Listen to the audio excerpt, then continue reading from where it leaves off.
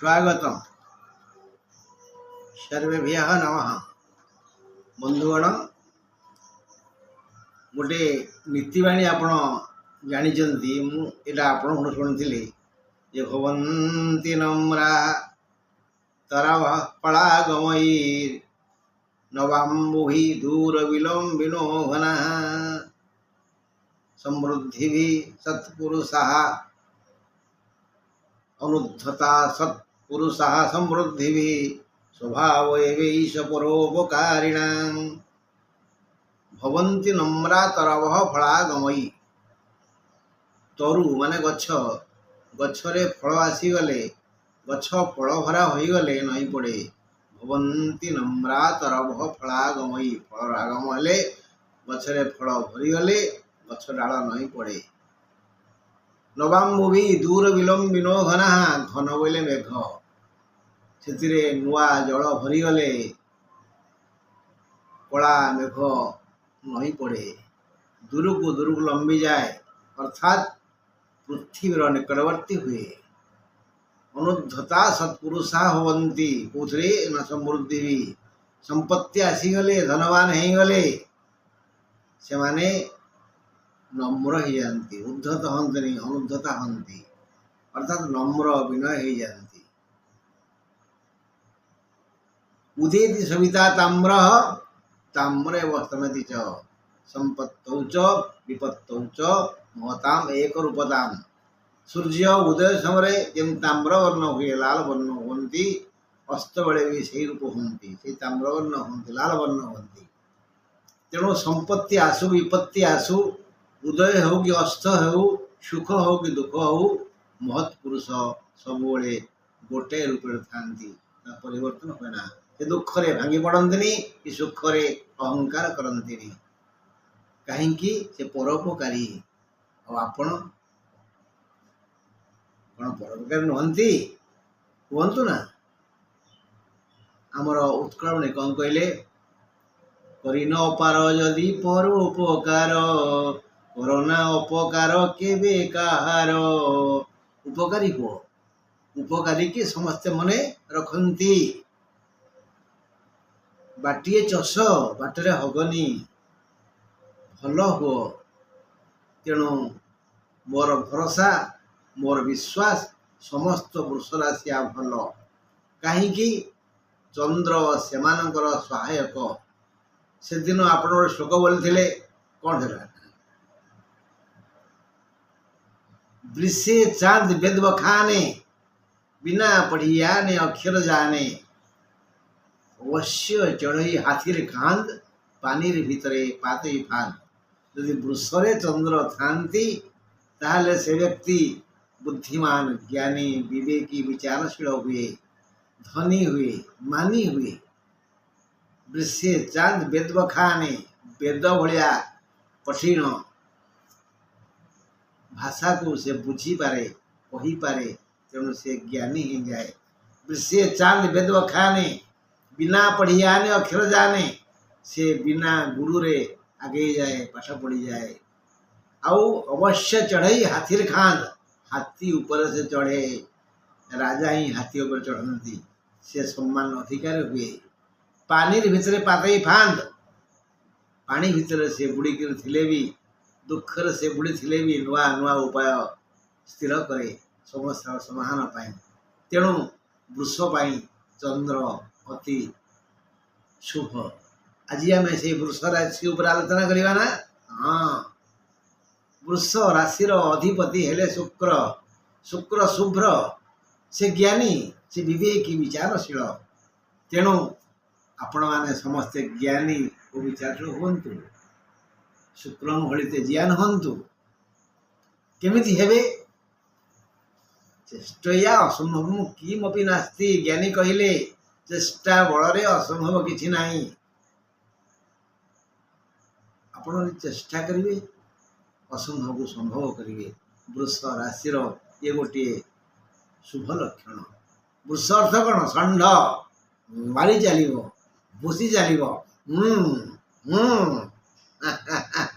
आप घुसतु ना क्या घुसवे क्या घुसवे निजर दोष दुर्गुण को बुझंतु निजर त्रुटि को निज काढ़े दिंतु आगे लिस्ट करंतु आपण जीवन रे आज पर्यंत कौन सब भूल करचंती से भूल को सबदिन पढ़ंतु आउ अतीत को संशोधन करंतु देखिए आपण वृष हो षंढ हो आउ जगज्जिता हेबे बंधु आपण माने समस्ते परोपकारी हो जातु ना तद्वारा सारा संसार आपण मानकर गुणगान करिवो स्वर्णाक्षर रे इतिहास पृष्ठारे आपणकर नाम लिपिबद्ध हेबो ठीक चंद्रंग परी चंद्रकर किछि महत् गुण अछि बोली महादेव तांकु शिर भूषण करिसंती एही चंद्र ही वृष राशि बंधु वृष राशि भाग्य नियंत्रक शुक्र वृष राशि स्वामी कृत्तिका रोहिणी और मृगशिरा माने 3, 4, 5 नक्षत्र त्रय को नहीं वृष राशि गठित चंद्र वृष रे थिले व्यक्ति विद्वान हुए समस्त वृष राशियांग वृष रे तो चंद्र अछंती हेले जदि यही वृष राशि रे केंद्र होई थाए कोण होई थाए लग्न होई थाए और से माने अवश्य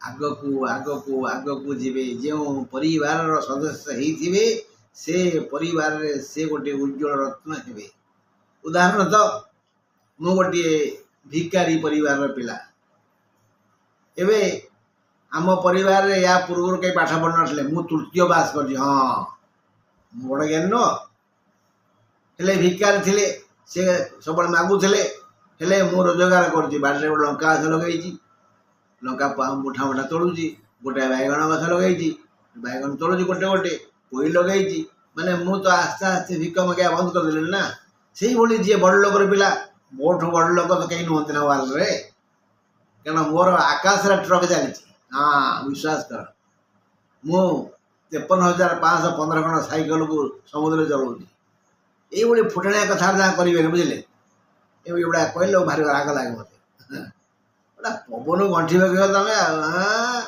शुण कथाटा ता नुह वृष राशि लोक मैंने जो परिवेश जन्म नहीं था से परिवेश से परिवार को से अवश्य ऊपर को जाती आसतु यही वृष राशि उपर आलोचना करवा से जून 15 रु जुलाई 15 जाए यही वृष राशि बंधु माने की प्रकार सुख और दुख लाभ करेंगे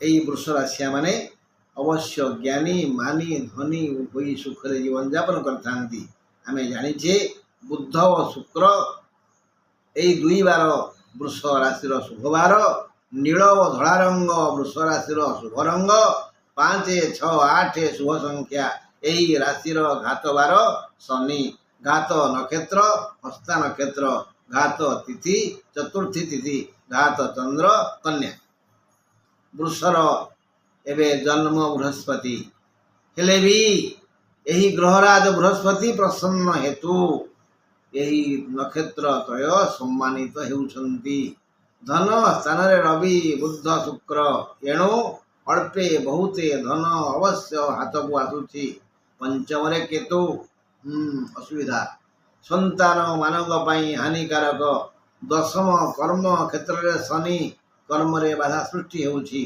केतु संतान मानक हानिकारक हेले भी नाना प्रकार सुख दवाई प्रस्तुत अछंती राहु एकादश रे समस्त प्रकार आयपंथा खोली देइछंती बाधा नहीं कि विघ्न नहीं पैसा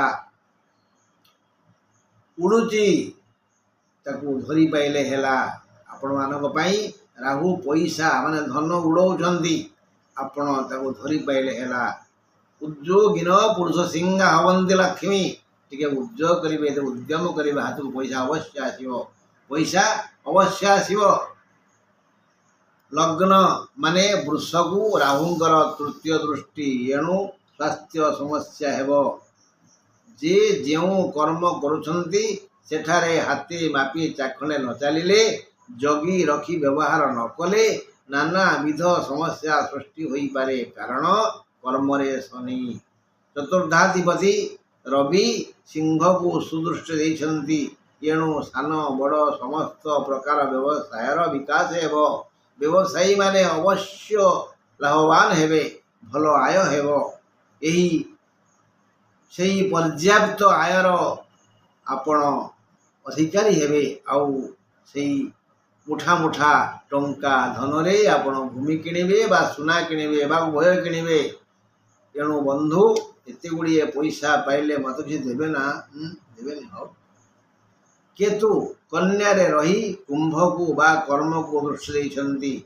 जदि निज सम्मान जगी ठीक ठीक कर्तव्य करिवे तेबे कर्म क्षेत्र रे सम्मानित हेबे, पदोन्नति होई पारे। धनाधिप शुक्र धन रे एणु अकस्मात धन संबंधी किछि शुभ समाचार पाई खुशी हेबे, मात्र ताहा करगत हेबनी।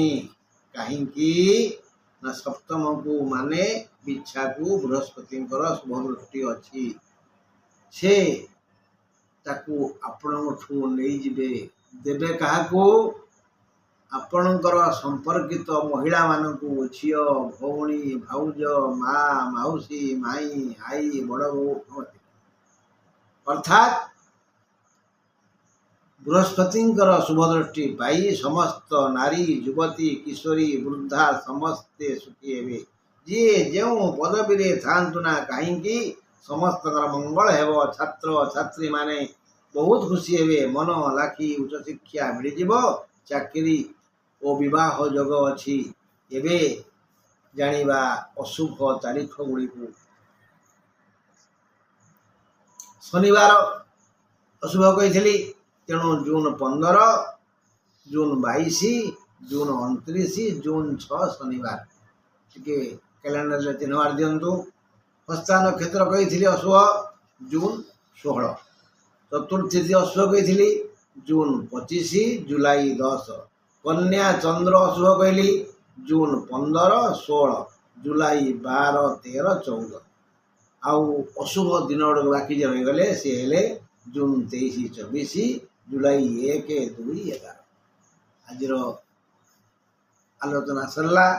मोर फोन नंबर पर आप भूली गले आउ केते लोग आसी मत कहते परा सेकेंड फोन नंबर देले लिखि रखु मना कुलमणि पंडा।